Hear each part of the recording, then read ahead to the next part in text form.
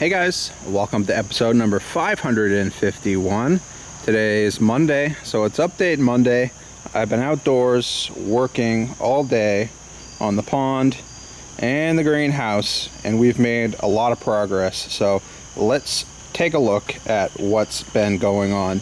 Now, first of all, it's been raining for a solid week straight, and as you can imagine, with all this bare ground, all the sand right up against the edge of this tank, every time a little raindrop hits, a little bit of sand goes into this tank.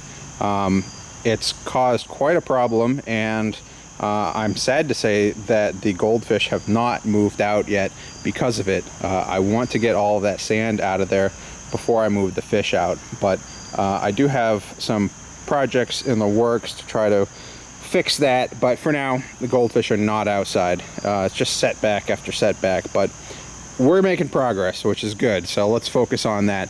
Eventually this will have insulation down, we'll have some sort of pavers down so that the rain will not get to this pond, but for right now it's just a giant mess. And as you can see, this water level is right up to the edge. Just rain for a week straight. And what started to happen over here actually is this side was slightly lower than the other side, and you can see the ground has started to erode a little bit on this side as the water was spilling out as it was overfilling. So you know, when I dug this hole, there was a little bit of space around the edge. So what I'm assuming is happening is as water sort of creeps along the side of this tank, it's starting to pack down all of that loose soil that was around the edge. So that's not a big problem. I got plenty of fill.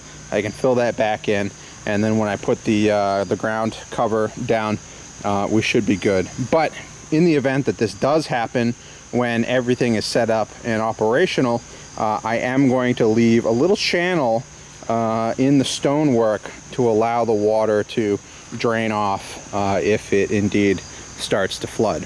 But as you can see, we have some PVC run. Let's go take a look at what we've accomplished today. It's been a long day. I haven't been filming as I've been working because it's actually supposed to start raining again tomorrow, and it just takes a long time to film every step. So I've just been working as fast as I can the entire day, and now we're taking a look at what we've accomplished. So we've got the 1-inch pond tubing in the pond, and if I can pull this up, we have our pond pump in the pond. And what I did was I actually wrapped a like a mesh bag around the pump itself. So if there are any larger pieces of leaves or anything else that might get stuck in the pump, that's going to keep it away from the pump itself so it doesn't get sucked in. This is not its final resting place. I just threw it in there because we're going to test this out within the next couple of days to make sure everything works.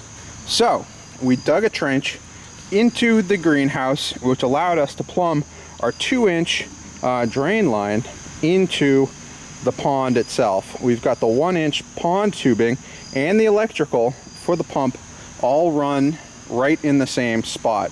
So that makes it super convenient. Essentially what I'm gonna do is we've got 2 inches of styrofoam that's going down. We've got some sort of like, I don't know, slate or some sort of like large paver patios, which may even go over the lip of this tank. I'm not quite sure.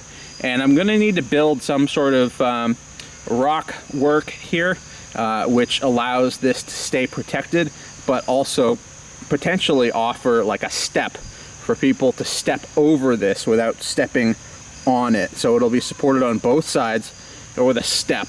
And I think that's basically the best I'm gonna get at the moment.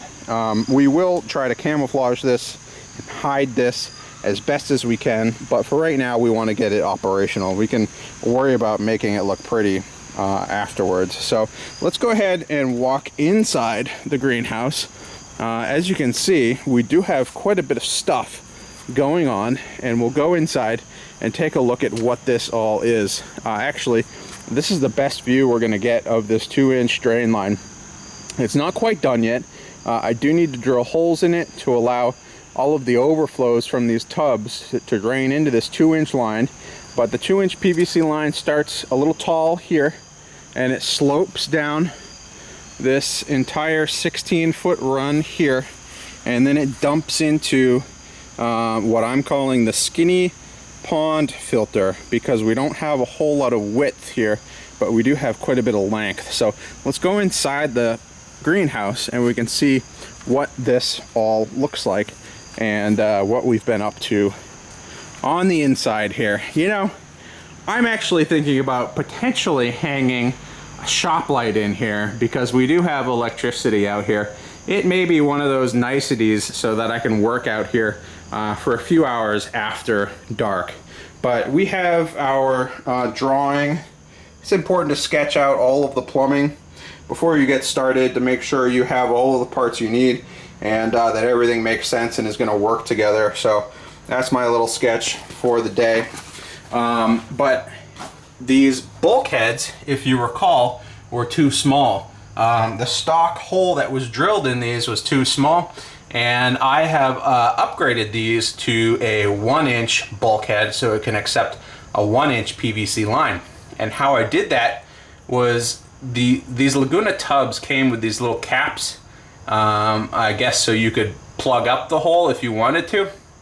What I did was I drilled a pilot hole in the middle of that cap, stuck it into the hole that was too small, and then I used my hole saw that has a pilot bit, and I was able to drill a larger hole without sort of skating all over the place and messing up the hole that was already there, or the surface that I would need to attach to with that gasket and with that bulkhead. So that was a little bit of a project, but I did manage to get that installed.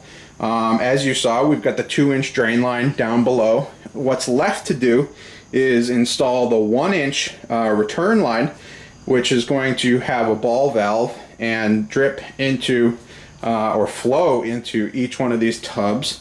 That's probably a project for the next day or two. One of these bulkheads was in a bad location because we've got a support bracket here for the greenhouse. So I just went ahead and plugged that up, and then I drilled a new hole over here. But let's go over to the end and you can see my handiwork here, and we can quickly walk through what this is and how it's going to work. So we've got the 2-inch drain line here with the 90-degree elbow.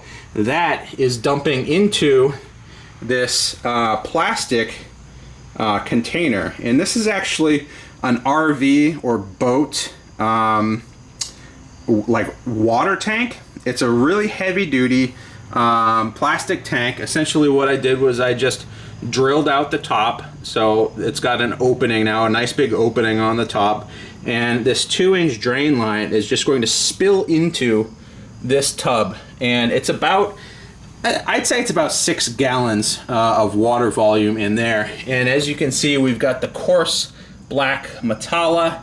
We've got a 2-inch bulkhead, very, very beefy bulkhead here, which is going to allow all of that water, you know, once the leaves and any of the really heavy particles get trapped in that bucket, all the extra water is going to spill over that coarse Metalla through that 2-inch bulkhead and then into this mop bucket. And again, this mop bucket is about 6 gallons, and it's also very skinny, and conveniently the two of these things working together is able to give me enough water volume, probably, you know, 12 to 15 gallons total, I would say. And essentially what happens here is our 2-inch line again spills into this bucket, and then again any of the heavy particles are going to get trapped here. And then we've got 4 different types of Metalla. Metalla is a really, really excellent mechanical filter media for ponds, and as you can see, we start with the dark black, which is very coarse, very large holes. Then we go to the green and the blue and then the gray. And at that point, all of the water, which is filtering through here, should be moving fairly slow, and all of the particulate is really going to get trapped to all of these sheets. And every once in a while, what I might need to do is just grab these sheets, pull them out, go wash them with the hose or whatever else, and then just slide them back into place. And the great thing about this is I can clean just one or two of these at a time and leave all of the rest in place. And it means that, you know, it can still function. I don't have to shut anything off. It can still function as I'm cleaning it, which is kind of nice. So once that water gets all the way through that, then we've got another 2-inch bulkhead. This one's got a nice big screen on it as a last resort. And then that spills over with our 2-inch line, and that goes through the floor of the greenhouse and back out into the pond. So we've got, I would say, 90% of the drain line plumbing all figured out and all finished. The last thing we need to do is just connect those bulkheads to that 2-inch line all the way across these.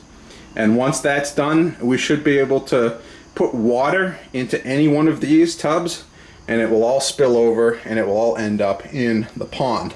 So after that, the last thing we need before we can really turn the power on to the pump is just to hook up this 1-inch line, like I said, to a piece of 1-inch PVC that I think I'm just going to lay on the top of all of these tubs so that we've got water spilling into each one of our tubs. We'll control it with a ball valve, make sure we get the exact amount of flow we're looking for in each and every one of these tanks.